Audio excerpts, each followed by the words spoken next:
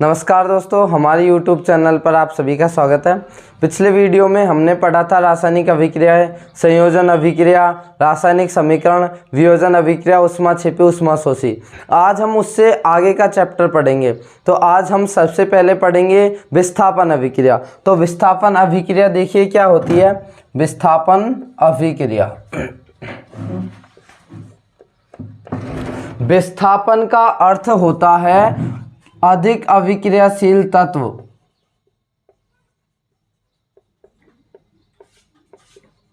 कम अभिक्रियाशील तत्व को हटा देता है। जैसे कि कोई शक्तिशाली मनुष्य है और कोई दुर्बल मनुष्य है। तो जैसे क्लासरूम में एक बालक हष्टपुष्ट है और एक कमज़ोर है, तो हष्टपुष्ट बालक आया और उसने कमज़ोर बालक के बैग को हटा के और फेंक दिया और खुद उस स्थान पर जाकर बैठ गया। तो इसका अर्थ क्या होता है, विस्थापन, कि जो शक्तिशाली था उसने कमज़ोर को क्या कर दिया, हटा दिया। इसे ही क्या कहते हैं, विस्थापन अभिक्रिया कहते हैं। कि ऐसी रासायनिक अभिक्रिया जिसमें अधिक अभिक्रियाशील तत्व कम अभिक्रियाशील तत्व को उसके स्थान से विस्थापित कर देता है और स्वयं वहां पर विस्थापित हो जाता है। ये अभिक्रिया ही विस्थापन अभिक्रिया कहलाती है। तो ऐसी रासायनिक अभिक्रिया जिसमें अधिक अभिक्रियाशील तत्व कम अभिक्रियाशील तत्व को हटा देता है या विस्थापित कर देता है, विस्थापन अभिक्रिया कहलाती है। जैसे इसका समीकरण देखेंगे हम, Fe plus CuSO4 is equal to FeSO4 plus Cu।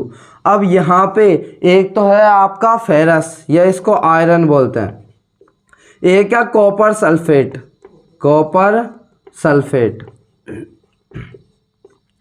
तो ये जो फेरस होता है, आयरन होता है, यह कॉपर सल्फेट के विलयन में से कॉपर को क्या कर देता है, विस्थापित कर देता है। इसका अर्थ यह है कि आयरन जो है ये तो अधिक अभिक्रियाशील तत्व है और ये जो कॉपर है ये कम अभिक्रियाशील तत्व है।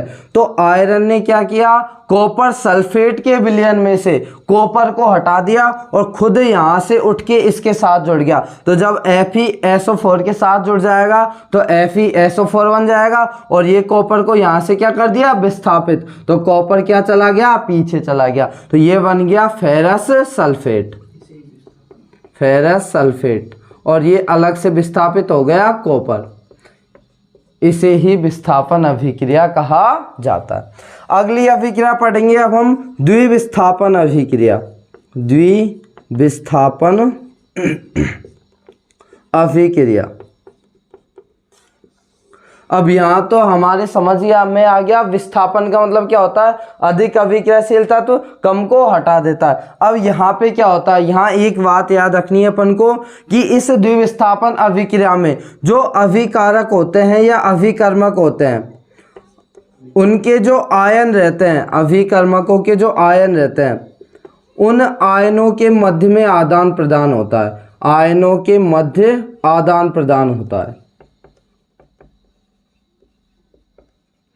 तो द्विविस्थापन अभिक्रिया किसे कहते हैं, देखिए, ऐसी रासायनिक अभिक्रिया जिसमें अभिकर्मकों के आयनों के मध्य आदान प्रदान होता है। पुरानी वीडियो में हमने बताया था अभिकर्मक क्या होते हैं, अभिकारकों को ही अभिकर्मक बोला जाता है। जैसे इसका समीकरण हो जाएगा Na2SO4 plus BaCl2 is equal to VaSO4 plus 2NaCl। अब इधर देखिए, इसमें अब अभिकारक ये वाला भाग कौन सा है, अभिकारक, तीर से इधर वाला कौन सा, उत्पाद। तो अभिकारक के पास जो ये तत्व दे रखे, यौगिक दे रखे हैं, इनके पास क्या होता है, आयन। जैसे सोडियम होता है, इसके ऊपर धनावेश पाया जाता है, सल्फेट SO4 इसके ऊपर माइनस, और ये बेरियम इसके ऊपर क्या पाया जाता है, प्लस, और Cl के ऊपर माइनस। तो ये अभिकारकों के आयन है, प्लस माइनस, इनमें क्या हो जाएगा, आदान प्रदान, प्लस जुड़ जाएगा माइनस के साथ, माइनस जुड़ जाएगा प्लस के साथ। तो Na, इस देखो ये बीच में प्लस का चिन्ह है, ये एक पदार्थ है, ये दूसरा पदार्थ है। तो इसमें से ये जो प्लस है Na प्लस, ये किसके साथ जुड़ जाएगा, Cl के साथ। तो प्लस जुड़ गया माइनस के साथ। तो Na 2Na और Cl, तो निर्माण हो गया 2NaCl का। ये बेरियम के ऊपर प्लस है और यहाँ SO4 के ऊपर माइनस है, तो ये किसके साथ जुड़ जाएगा, BaSO4 के साथ, तो BaSO4 प्लस 2NaCl। ये हो गई द्विविस्थापन अभिक्रिया। ऐसी रासायनिक अभिक्रिया जिसमें अभिकारकों या अभिकर्मों के आयनों के मध्य आदान प्रदान होता है, द्विविस्थापन अभिक्रिया कहलाती है। अब अगली इस द्विविस्थापन का एक छोटा सा रूप है, उसे बोला जाता है अवक्षेपण अभिक्रिया। अवक्षेपण अभिक्रिया।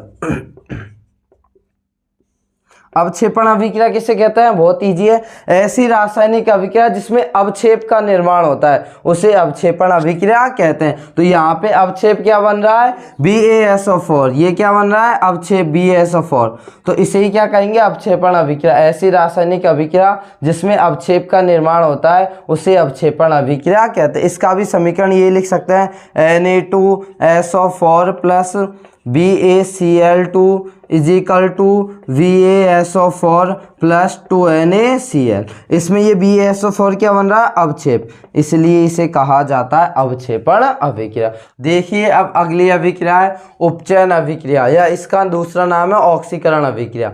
उपचयन अभिक्रिया या ऑक्सीकरण अभिक्रिया किसे कहते हैं, ऐसी रासायनिक अभिक्रिया जिसमें ऑक्सीजन की तो वृद्धि होती है तथा हाइड्रोजन की कमी होती है, उपचयन अभिक्रिया कहलाती है। इसका समीकरण हो जाएगा 2Cu plus O2 is equal to 2CuO। अब इसमें ऑक्सीजन की क्या हो रही है, वृद्धि हो रही है। कॉपर के साथ ऑक्सीजन नहीं है, लेकिन यहाँ कॉपर के साथ क्या जुड़ गया, ऑक्सीजन, तो ये कहलाती है आपकी उपचयन अभिक्रिया या ऑक्सीकरण अभिक्रिया। दूसरी अभिक्रिया है आपकी अपचयन अभिक्रिया। इसको हम एक तरीके से भी याद रख सकते हैं, अप यानी होता ऊपर, लेकिन इसका हो जाएगा उल्टा, अप यानी ऊपर, लेकिन इसमें ऑक्सीजन की हो जाएगी कमी। क्या हो जाएगी, ऑक्सीजन की कमी। तो ऐसी रासायनिक अभिक्रिया जिसमें ऑक्सीजन की कमी तथा हाइड्रोजन की वृद्धि होती है अपचयन अभिक्रिया कहलाती है। इसका समीकरण हो जाएगा CuO plus H2 is equal to Cu plus H2। यहाँ पे ऑक्सीजन है कॉपर के साथ, यहाँ ऑक्सीजन नहीं है। ये हो गई आपकी अपचयन और उपचयन अभिक्रिया। अगली अभिक्रिया रेडॉक्स, इन्हें दोनों का मिश्रित रूप ही कहलाती है रेडॉक्स अभिक्रिया। ऐसी रासायनिक अभिक्रिया जिसमें उपचयन तथा अपचयन दोनों प्रकार की अभिक्रियाएं एक साथ पाई जाती है उसे रेडॉक्स अभिक्रिया कहते हैं। इसका समीकरण देखिए, CuO plus H2 is equal to Cu plus H2। अब CuO के साथ जुड़ा हुआ है ऑक्सीजन, तो यहाँ से कॉपर ऑक्साइड से कॉपर का निर्माण हो रहा है। अभी पढ़ा था कॉपर ऑक्साइड से कॉपर का निर्माण, कौन सी अभिक्रिया थी, अपचयन अभिक्रिया। तो कॉपर ऑक्साइड से कॉपर बन रहा है, ये वाली अभिक्रिया तो हो जाएगी अपचयन अभिक्रिया, क्योंकि ऑक्सीजन की हो रही है इसमें कमी। इधर क्या हो जाएगी, H2 से बन रहा है H2O, यहाँ ऑक्सीजन की हो रही है वृद्धि, तो H2 से H2O का निर्माण, ये हो जाएगी आपकी उपचयन अभिक्रिया। इसी प्रकार दूसरा समीकरण देख लो रेडॉक्स अभिक्रिया का, ZnO, इससे जिंक ऑक्साइड से जिंक का निर्माण हो रहा है, तो ऑक्सीजन की हो रही है इसमें कमी, और जहां ऑक्सीजन की कमी होती है वह हमारी होती है अपचयन अभिक्रिया, तो ये हो जाएगी अपचयन अभिक्रिया। और यहाँ कार्बन से कार्बन मोनोऑक्साइड गैस का निर्माण हो रहा है, यह अभिक्रिया हो जाएगी आपकी उपचयन अभिक्रिया। ये हो गई आपकी सारी अभिक्रिया कंप्लीट, संयोजन, वियोजन, विस्थापन, द्विविस्थापन, अपचयन, उपचयन, रेडॉक्स, ऊष्माक्षेपी और ऊष्माक्षेपी।